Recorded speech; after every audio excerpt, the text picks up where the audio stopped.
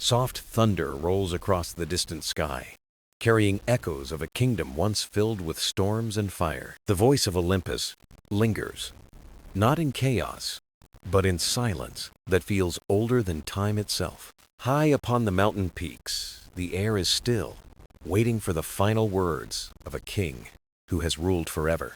Zeus, the Lord of Lightning, once feared for his power, now walks slowly through the fading clouds.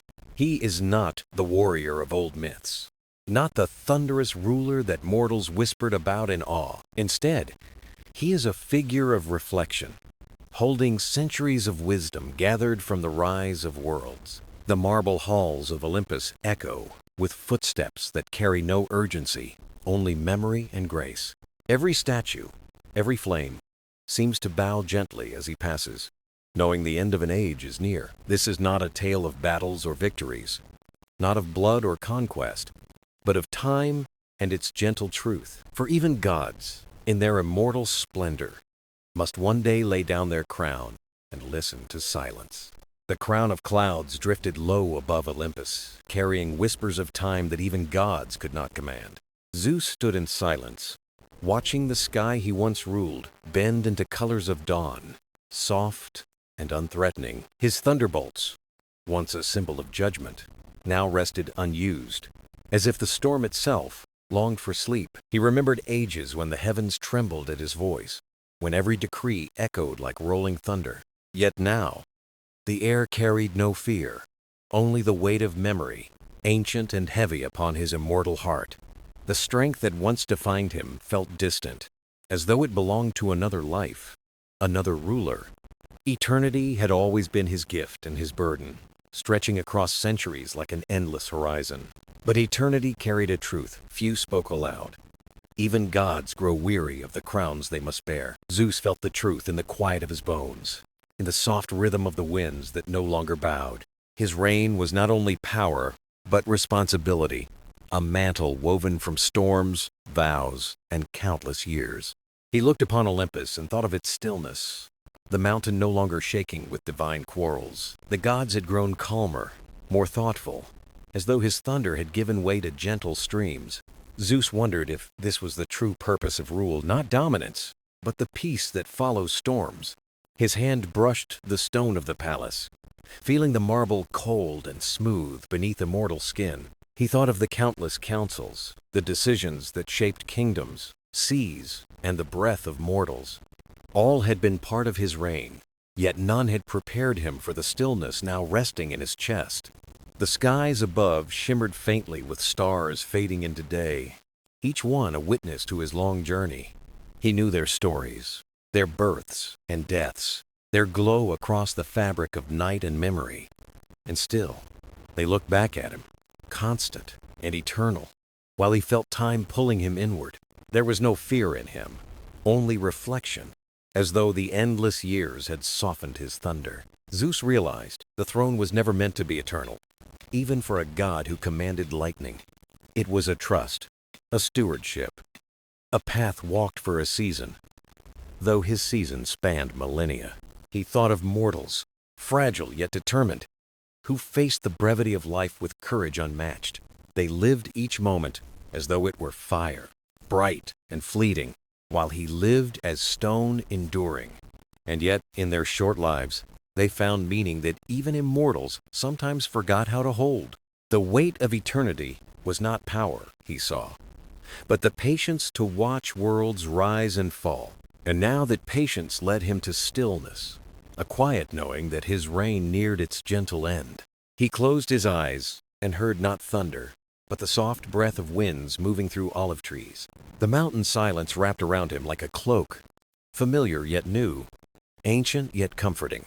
He thought of Hera, of their long journey, and of love tested by time yet never broken by it. He thought of the gods, his children of light and shadow, each walking their own eternal path. His legacy was written in their stories, in the lives of mortals, in the balance of earth and sky. Zeus smiled faintly, a rare softness upon a face carved by storms and endless command. The reign was not ending in defeat, nor in chaos. but in the gentle acceptance of change. Thunder no longer needed to shake the heavens. Wisdom now carried its own eternal sound. As the sun climbed above Olympus, its warmth touched his skin, bright yet tender, a final blessing. And in that moment, Zeus felt not the weight of power, but the freedom of laying it down. The crown of clouds drifted on, leaving the mountain bathed in light, calm, and timeless grace. The halls of Olympus stretched wide and empty, their marble silent, their flames soft as breath upon stone. Once, these halls trembled with voices, laughter, and rivalries, gods weaving chaos into daily rhythm. Now they were still, as though the mountain itself held its breath, waiting for something unspoken. Zeus walked slowly through the columns, his steps gentle, echoing lightly like rain on distant cliffs. The silence was not sorrowful but calm, carrying a quiet dignity, a reflection of time itself. He could feel Olympus watching him, every stone and pillar carrying memories of countless ages. The air carried a fragrance of laurel and olive, fresh and unchanging, symbols of divine eternity. Yet beneath it, Zeus sensed a deeper stillness, as if even eternity had chosen to pause. No thunder rolled, no lightning cracked, no storms brewed upon the horizon to announce his presence. Instead, the mountains spoke in whispers, soft winds weaving through golden leaves of sacred groves.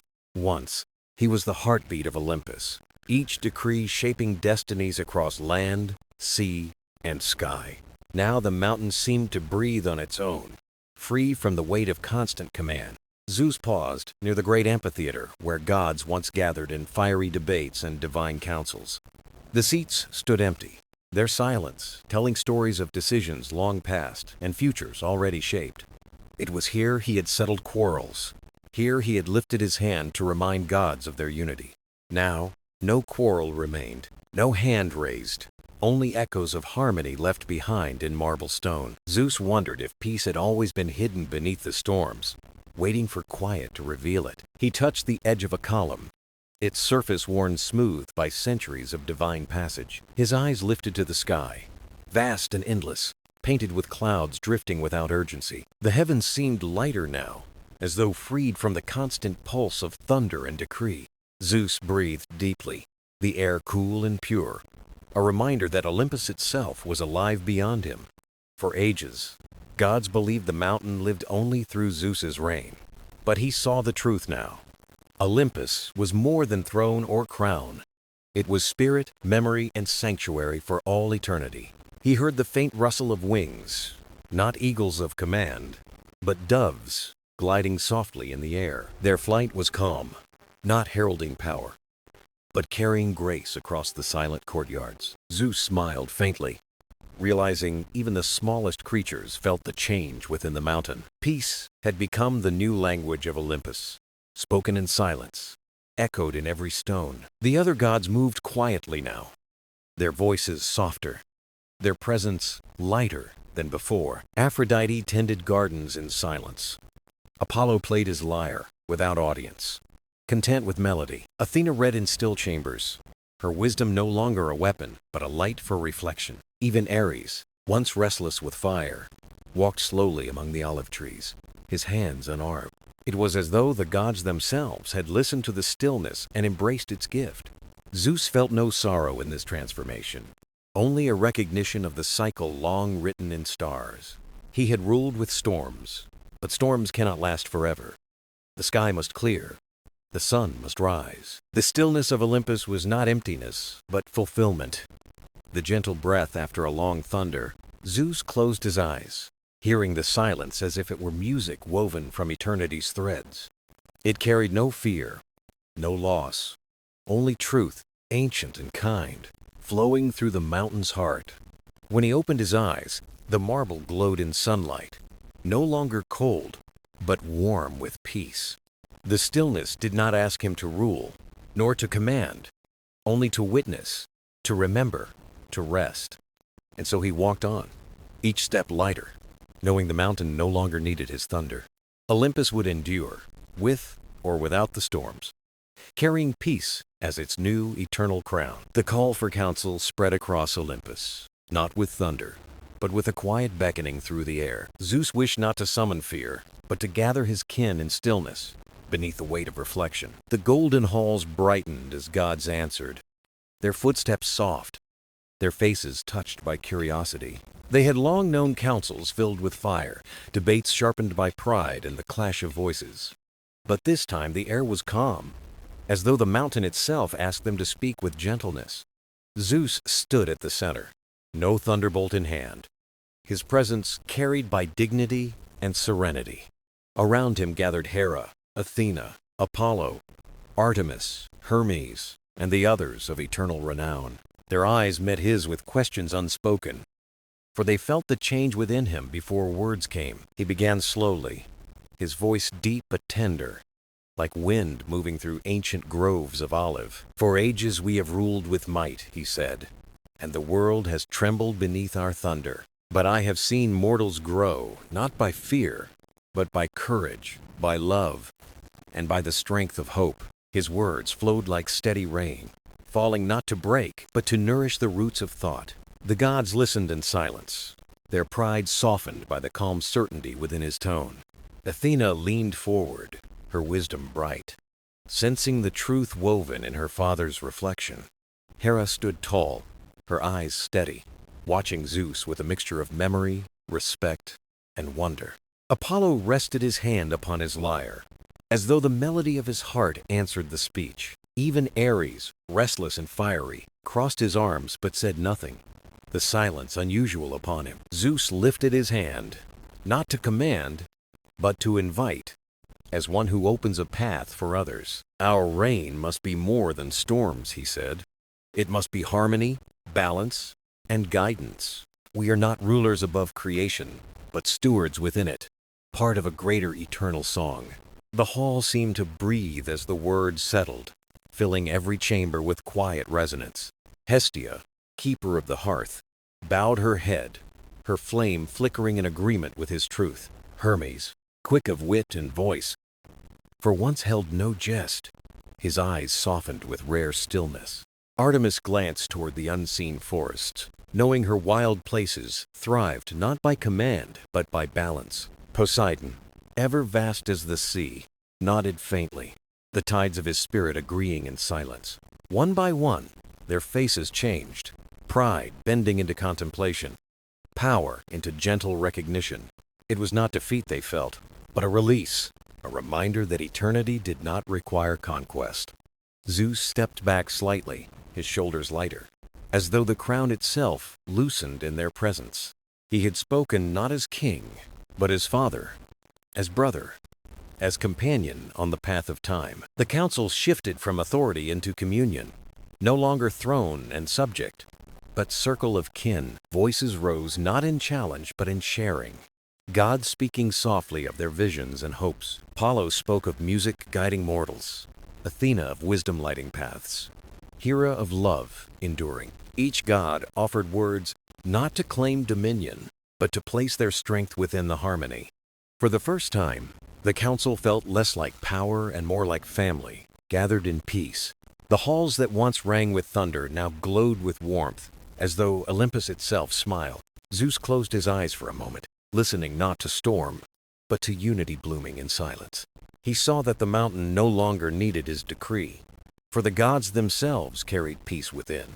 And so the council ended, not with command, but with understanding, a covenant of gentle strength. As they departed, the halls remained bright, filled with echoes of harmony that lingered like music. Zeus stood alone once more, but not burdened, for the weight of eternity was now shared by all. Zeus stood at the edge of Olympus, his gaze cast downward where mortal lands stretched far and wide. The valleys glimmered with rivers, fields of grain swayed like seas, and cities sparkled in morning light. He had once watched mortals with stern command, measuring their deeds by justice and the weight of law. Now he watched with softer eyes, noticing not their flaws, but their endless will to rise again. Children ran through narrow streets, laughter rising like music, untouched by fear of divine judgment.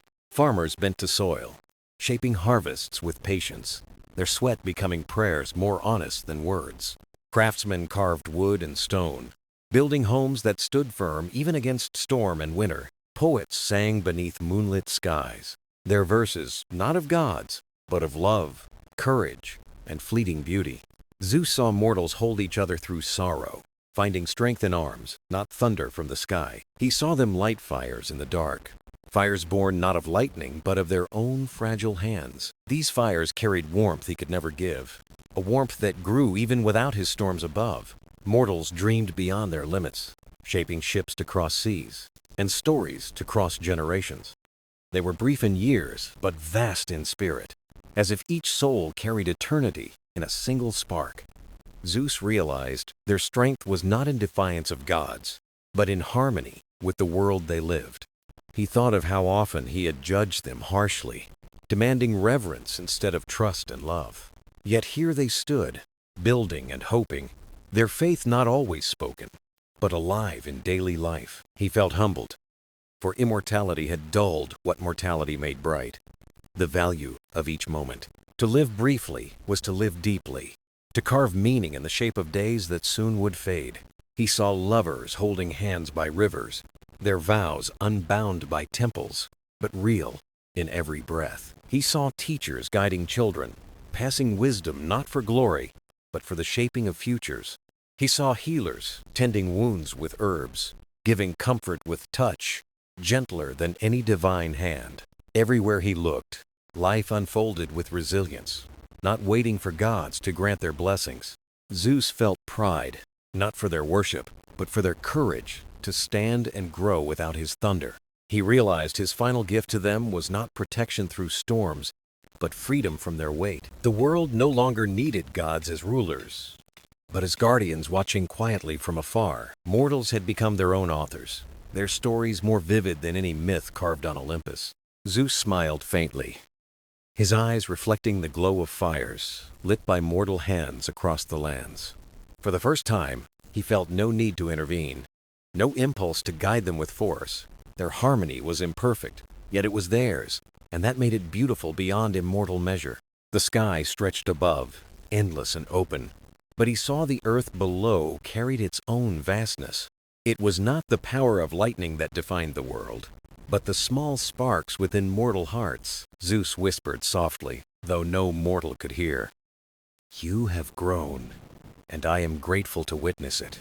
His voice carried only to the winds, who carried it gently across mountains, valleys, and seas. He turned away, not in detachment, but in respect, allowing mortals to walk paths of their own. Olympus behind him stood still, yet the world below thrived, vibrant, unafraid, alive in its song. In that moment, Zeus knew his reign was not ending in silence, but in the rising voices of mortals, voices that no storm could silence, for they belonged not to gods, but to the eternal heart of life. Upon the highest peak of Olympus, a single stone altar stood, older than temples, older than crowns. It had weathered centuries of storms, holding within it the memory of thunder and divine decree. Here Zeus came alone, his steps steady, the air around him hushed as though the mountain listened. In his hand he carried the thunderbolt, the weapon that had shaped destinies for countless ages. Its glow was faint now, a quiet shimmer instead of the blinding fire it once carried in battle. He looked at it with reverence, but also with distance, as one might regard a story long finished. The thunderbolt was not merely power, but symbol, the embodiment of his reign and its authority. Every decree, every act of justice, every warning of wrath had flowed from this sacred flame. But Zeus no longer felt the call to wield it, for the storm within him had grown still. The weight of the thunderbolt rested heavy in his palm, not from power, but from history itself. He thought of the mortals who once trembled at its sight, now walking freely beneath open skies. He thought of the gods who once feared its strike, now seated in harmony instead of defiance. And he realized the weapon no longer belonged in his hand, but in the embrace of stillness.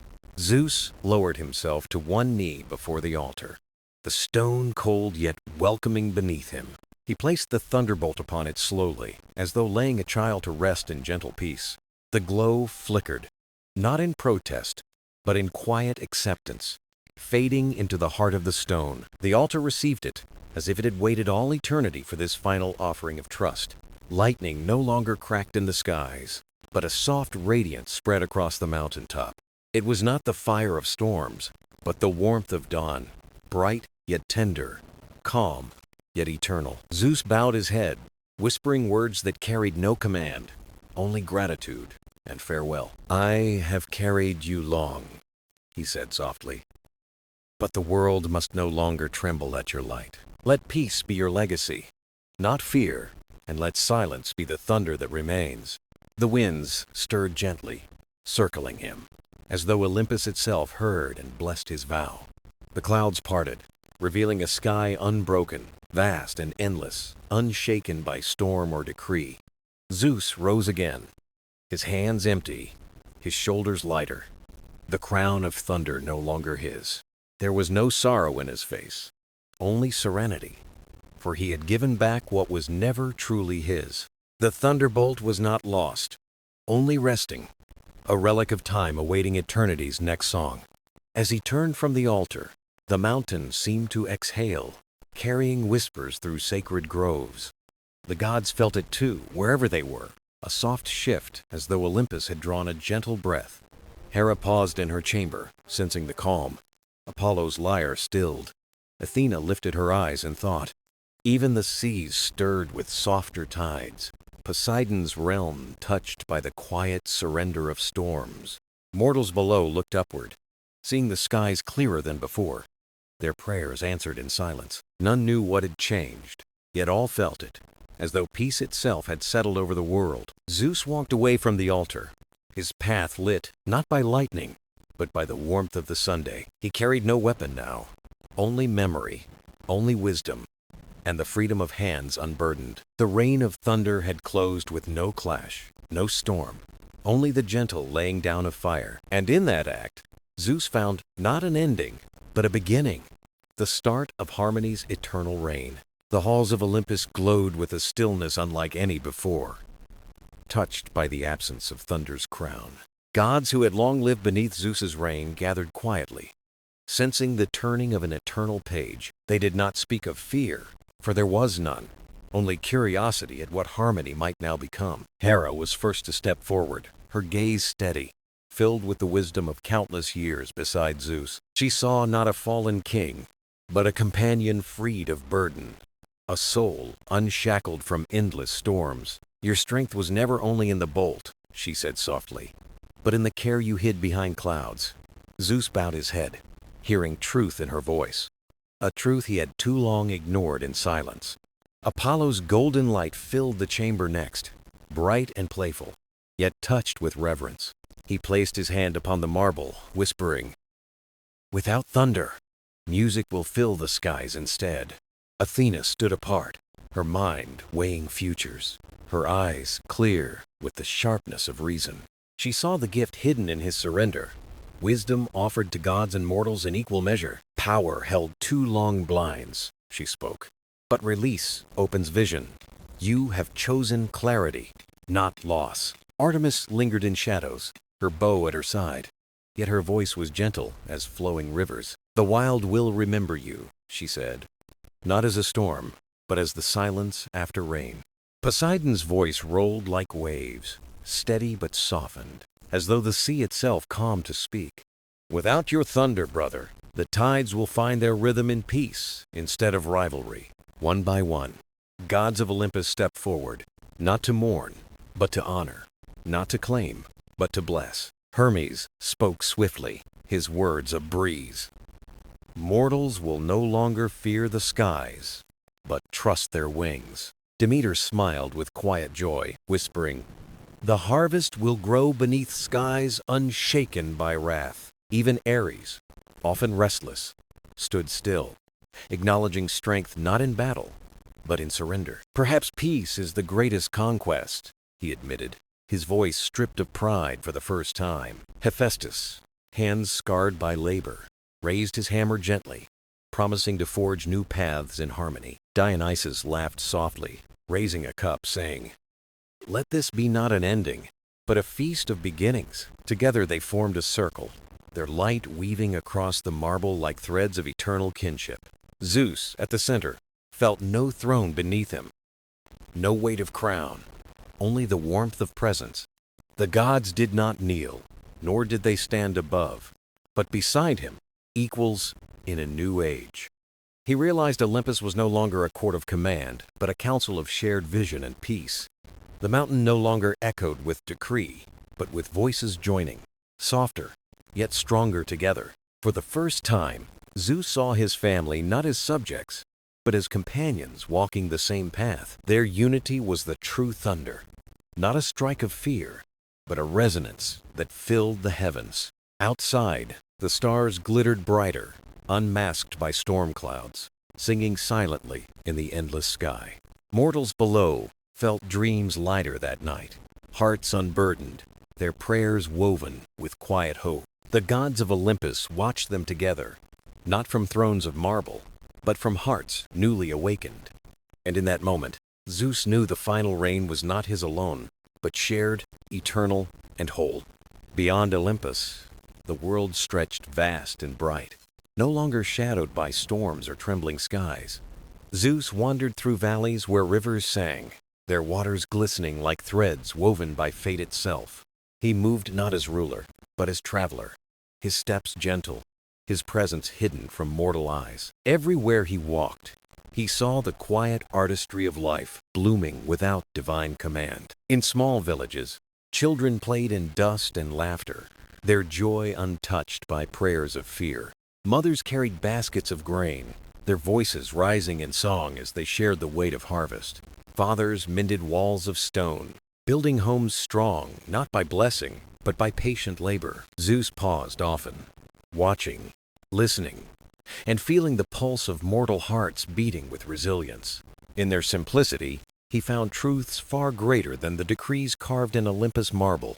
A blacksmith's hammer struck rhythm into the air, each spark a small echo of his old lightning. But these sparks birthed not storms, only warmth, tools, and futures forged by steady human hands. A storyteller gathered children, weaving myths not of fearsome gods, but of love and bravery. Their eyes lit with wonder, not dread, proving stories could inspire without trembling before thunder. Zeus lingered near, unseen, smiling faintly, proud that tales now belonged to mortals themselves. He journeyed onward to forests where ancient oaks stood, roots deep in soil older than Olympus. Birds filled branches with songs, their melodies free, untouched by fear of lightning from above. A deer crossed his path, pausing briefly as if sensing him, then continued without alarm or haste.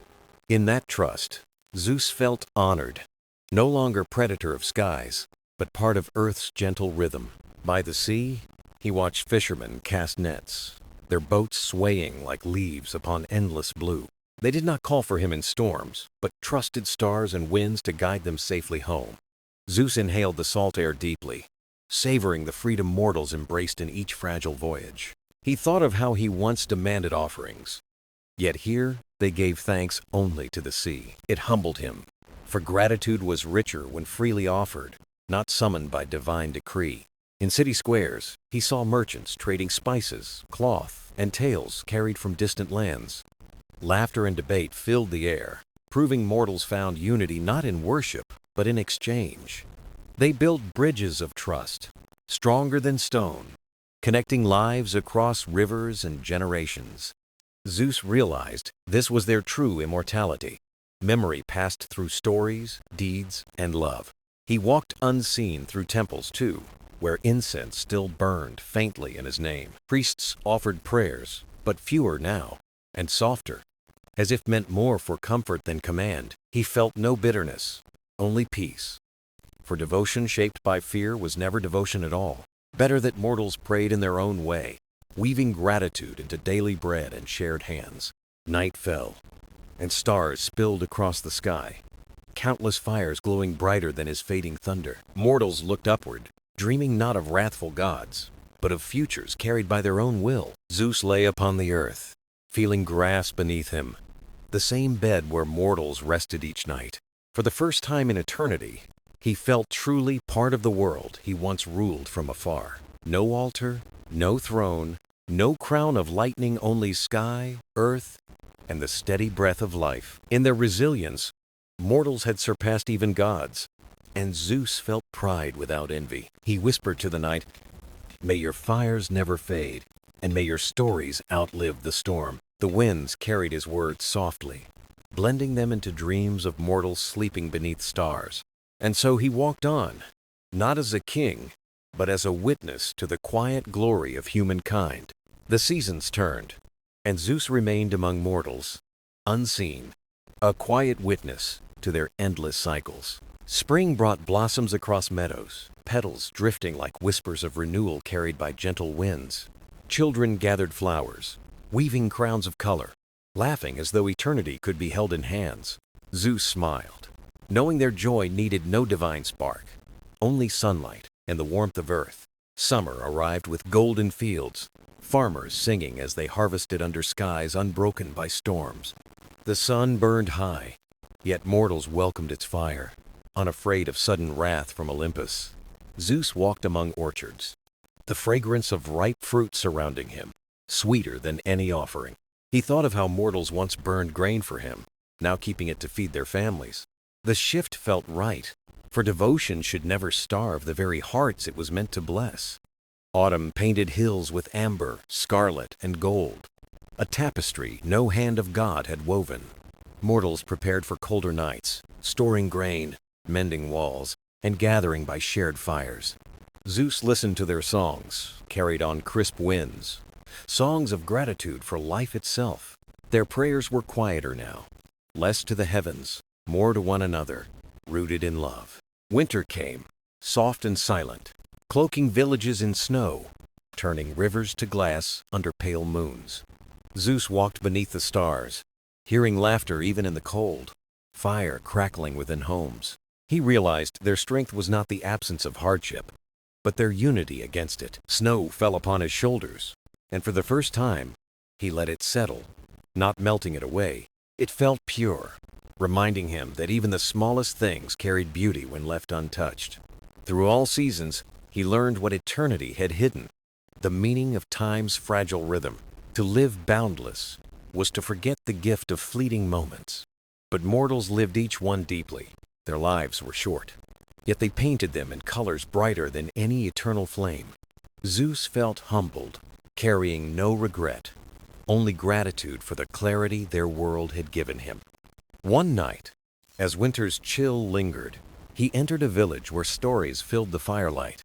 An elder spoke of gods, but not as rulers, rather as teachers whose time had gently passed. Children listened wide-eyed, not with fear, but with wonder, honoring myths as part of history. Zeus stood in the doorway, unseen, and felt warmth, knowing his reign lived on as story.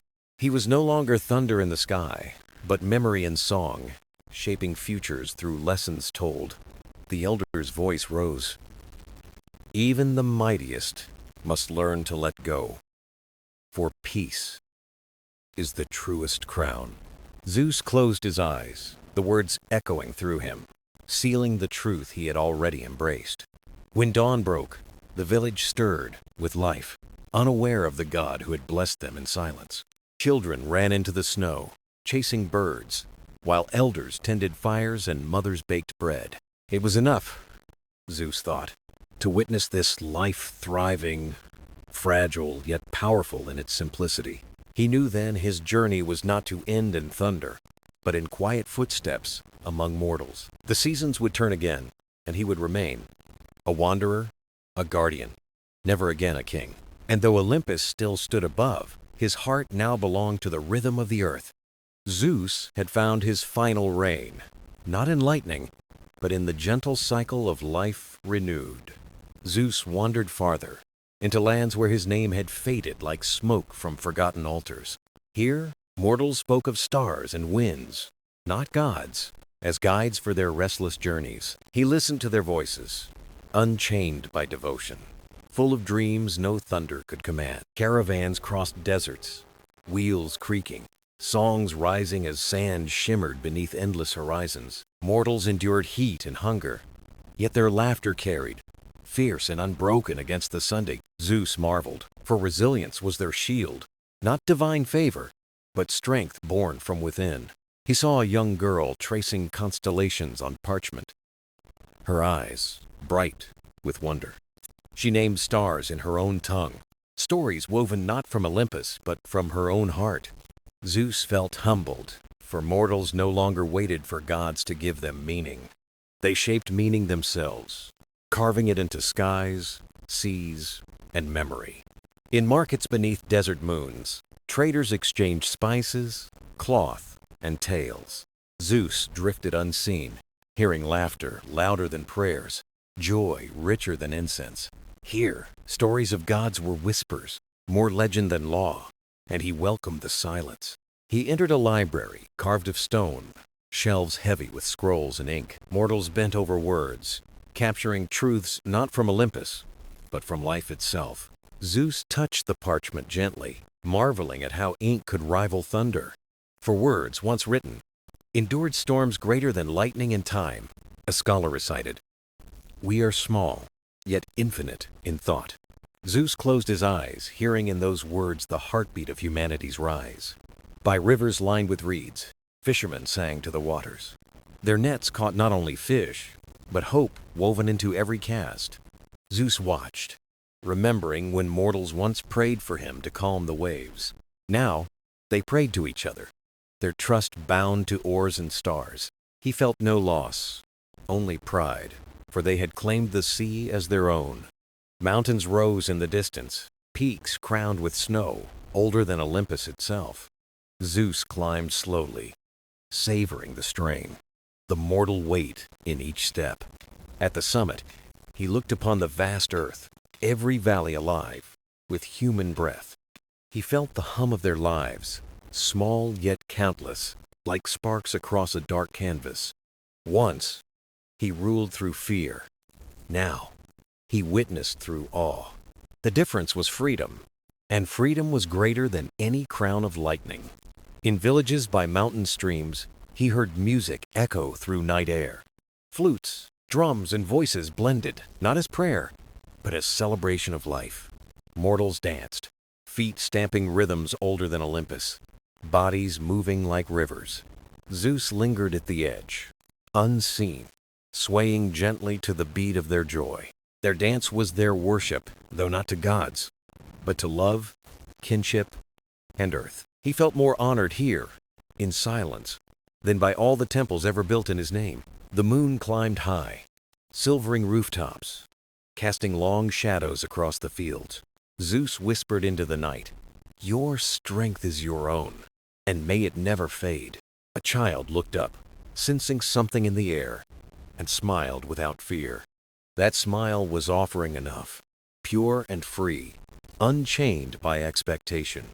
Zeus realized then that his legacy would not be thunder, but memory. A story retold, reshaped, carried in voices, not decrees. And in that realization, peace filled him more deeply than Olympus ever had. He walked onward, not as a fading god, but as part of the world he once ruled. Each step carried him closer to his final truth. Reigns end, but stories endure forever. The years flowed like rivers, carrying Zeus deeper into the quiet rhythm of mortal life. He walked among villages, towns, and cities, no longer ruler, but a shadow stitched into their stories.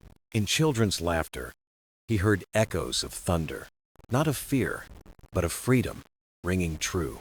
Elders spoke his name as legend, softened by time, a myth that shaped but no longer bound. Zeus felt no loss, only calm, for memory was kinder than dominion ever was. He journeyed across seas, watching sails rise against dawn, fragile yet fearless against the waves. Mortals trusted stars to guide them, crafting paths gods had never carved. Zeus marveled, for they no longer sought lightning for direction, only their own courage.